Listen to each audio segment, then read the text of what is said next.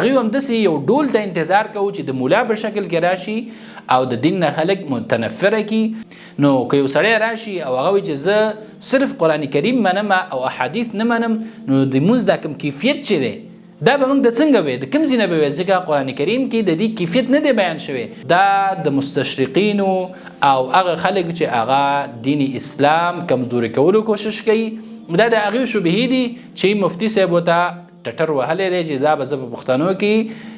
عامومه او دا فتنه چې دی دا به زه پښتنو ته رسومه. وما ينطق عن الهوى ان هو الا وحي يوحى. دا نبی چې دی دا د دین تشریح چې تاسو ته کوي، دا دین چې تاسو ته ښیي، دا د ځان نه دی لګی، دا د خپل خواهش نه تاسو ته نه دی لګی، بلکې دې ته وحی کیږي.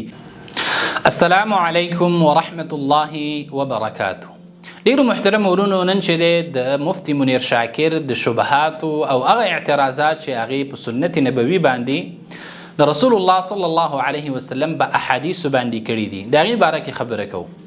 آیا دا اعتراضات د دې چې دي او یا دا کمې شبهې او شکونه د مسلمانانو په منځ کې چې دا اچوي، آیا دا د دې خپل دي او دا نوې فتنه ده که دا فتنه د کوم ځای نه سرچینه اخلي؟ نو که چېرته موږ تاریخ ته وګورو، نو په دین باندې اعتراض او د خلکو په منځ کې شکونه او شبهې پیدا کول، خاص کر به د احادیثو په باره کې، دا فتنه چې دا د مستشرقینو په وخت کې ډیر زیات زور دی پیدا ک. مستشرقین دا هغه خلک چې د غرب نه راغله، اهل کتاب، یهود او نصارا، دین زده که، دین اسلام زده که او لغت عربي زده کړه، دې لپاره چې د مسلمانانو په منځ کې شکوک او شبهات پیدا کی. هغوی په زړه کې چې کومه مینه او محبت او کوم مقام د دین چې دی هغه کم کی. د دې اولنی هدف هغه دا و چې خلک د اسلام نه واړی او نصرانیت او یهودیت ته دعوت کی. او که چېرته ډیر خلک هغه وانه وړي، نو حد اقل چې د مسلمانانو په زړونو کې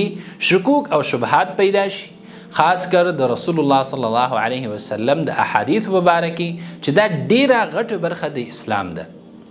نو هغوی چې دی راولګېده او کتابونه یې ولیکل او د هغوی په فکر باندې هغه احادیث چې هغه د قرآن کریم سره او یا د عقل سره چې دی سمون نه خوري، نو هغوی په دې باندې شبهې ولیکلې، اعتراضات یې ولیکه، تر څو مسلمانان چې دی هغه شکیان کی او د دین نه واړي. خو د هغه وخت علماو، عربو علماو چې دی د دې فتنې دروازه وتړله او د ټولو شبهاتو او څومره اعتراضات چې دوی په قرآن او سنت باندې کړي د هغې جوابونه یې ورکړه او په هغې باندې چې دی مستقل کتابونه یې ولیکل. خو دا فتنه چې دا بني صغیر ته راله، په دې کې چې دی په اردو ژبه باندې کتابونه ولیکلی شو، هغه اعتراضات چې مستشرقینو کړي وو، هغه شبهې چې هغې لیکلي وي، هغه د اردو ژبې ته ترجمه کړي. او اوس چې دی په دې وخت کې د مفتی منیر شاکر په شان خلکو د اردو نه چې دی هغه پښتو ته ترجمه او یا خلکو ته چې دی په پښتو ژبه باندې دغه اعتراضات او دغه شبهې بیانوي. که چېرته موږ وګورو د مفتی منیر شاکر چې څومره شبهې دي او څومره اعتراضات دي د احادیثو باره کې یا د دین اسلام بعضې احکامو باره کې، نو دا که چېرته موږ د غامدي کتابونه وګورو یا د هغې ویډیوګانې وګورو او یا د پرویزیانو کتابونه وګورو، دا ټول چې دی په هغې کې وجود لري. مفتی منیر شاکر چې دومره علم نه لري چې هغه د مستشرقینو نه شبهې واخلي او د هغې اعتراضات چې دی هغه په پښتو ژبه باندې خلکو ته بیان کړي. لیکن دا نږدې چې په پاکستان کې کومه فتنه ده د غامدي په شکل کې او یا پرویزیان، نو د هغې کتابونو نه چې په اردو ژبه باندې لیکلی شوي دي هغې نه دا فتنې راخلي او د پښتنو په منځ کې چې دی هغه بیانوي. نو اوله خبره خو دا شوه چې دا اعتراضات چې د کم کړي دي او یا کمې شبهې چې دا خورئ دا نوي نه دي، بلکې دا ډېرې پخوانۍ دي او هر دور کې چې دی علماو د دې مقابله کړې ده او د دې شبهو او د اعتراضاتو جوابونه یې کړي. په دې باندې مستقل کتابونه موجود دي چې په اردو کې د شیخ عبدالسلام رحمه الله کتاب دی انکار حدیث سے انکار قرآن تک، په دې عنوان باندې چې دا په پښتو کې هم ترجمه شوی دی، چې په دې کې د غامدي چې څومره نظریې دي او د پرویزیانو چې هغه قرآن کریم مني او احادیث نه مني، د هغه ټولو شبهې او د هغې څومره اعتراضات چې دي هغه راجمع کړي دي او په ښه طریقې سره چې دی د هغې جوابونه یې کړي دي. راځو دې خبرې ته چې ولې د ډول چې دی ډیر زیات زور واغسته او خلک چې دی دای ډیر زیات تشویق کړ. زموږ په معاشره کې ډیر سیکولر خلک دي چې هغه د دین نه ډیر ستړي دي او ډیر بیزاره دي، نو هغوی هم داسې یو ډول ته انتظار کوو چې د مولا په شکل کې راشي او د دین نه خلک متنفره کی او د دین باره کې چې دی خلکو ته شکوک او شبهات واچوي. نو چې کله دیو ته مفتی صاحب میلاو شو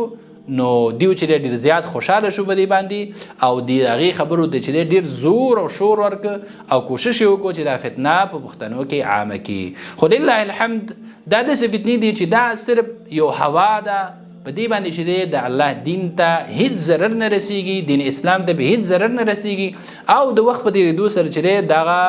فتنې چې د دې هوا اوزي او دا چې مکمل ختمیږي. الحمدلله اوس هم علما لګیا دي او د دې د شبهو جوابونه کوي، د دې اعتراضات چې کوم دي په پښتو ژبه باندې دا ځکه ډېر زیات کم دي چې په پښتنو کې دا فتنه ونه، دا په عربو کې دا فتنه ډیره زیاته وه. د مستشرقینو چې کوم کوششونه وو نو هغه عرب علماو چې دی هغې اعتراضات او جوابات یې ورکړه او کتابونه یې په دې باندې لیکلي دي، مستقل کتابونه. نو دلته چې دا فتنه کمه وه او یا بیخي ونه، نو په دې وجه باندې چې د علماو دې د فکر هم نه او نو اوس چې دا فتنه راله نو علماو له پکار دا دي چې د دې کومې شبهې چې دي او د دې کوم اعتراضات چې دي د دې علمي جوابونه وکړي، هغه که د تحریر په شکل کې او نن خو د سوشل میډیا دور دی چې د سوشل میډیا کې هم په دې باندې مختلف سیریزونه ډک کړي او عوامو د چې دی هغه دا خبره ورسوي او عوام خلک چې دی د دې فتنې نه خبردار کړي او کومې شبهې چې د عوامو په ذهنونو کې اچوي نو دغه شبهونه خلک چې دی هغه خبر کړي.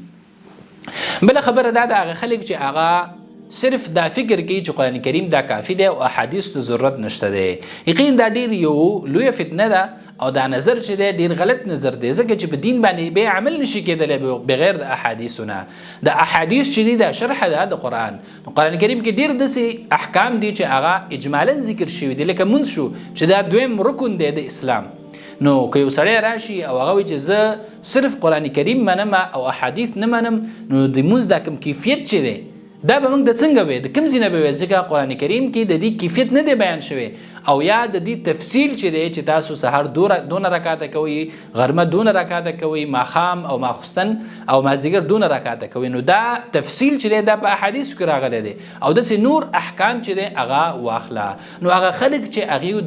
د احادیثو نه انکار کوي د اصل کې د قرآن کریم نه انکار کوي، ځکه ډیره برخه چې دا هغه د دین او یا تشریع چې دا د احکامو هغه په احادیثو کې ده. نو چې یو سړی احادیث نه مني نو دا ډیره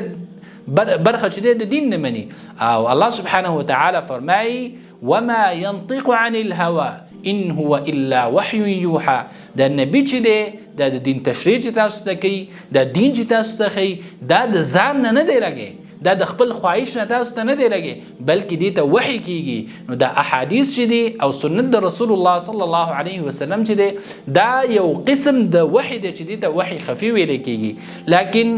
ډیر خلک چې دی هغه په دې باندې نه پوهیږي. نو عام مسلمانانو په ذهنونو کې دا قسمه شبهې اچول دا د مستشرقینو او هغه خلک چې هغه دین اسلام کمزوري کولو کوشش کوي دا د هغې شبهې دي چې مفتي صاحب ورته ټټر وهلی دی چې دا به زه په پښتنو کې عامومه او دا فتنه چې دی دا به زه پښتنو ته رسومه. نو علماو له پکار دي چې د دې فتنې مخه ونیسي او د دې چې دی علمي جوابونه ورکړي. او مفتي صاحب غریب خو دومره جاهل انسان دی چې هغه بالکل نه په عربیت باندې پوهیږي نه په قرآن کریم باندې پوهیږي. او تاسو به وګورئ چې دا به سبا د قرآن کریم د ډیرو احکامونو او د قرآن کریم د آیاتونو نه انکار کوي، ځکه یو انسان چې هغه حدیث نه مني نو هغه سبا دې ته کېږي چې هغه د الله د کتاب نه انکار وکړي. نو دا بعیده نه ده، لیکن علماو له پکار دي چې د دې فتنې هغه په ښه طریقه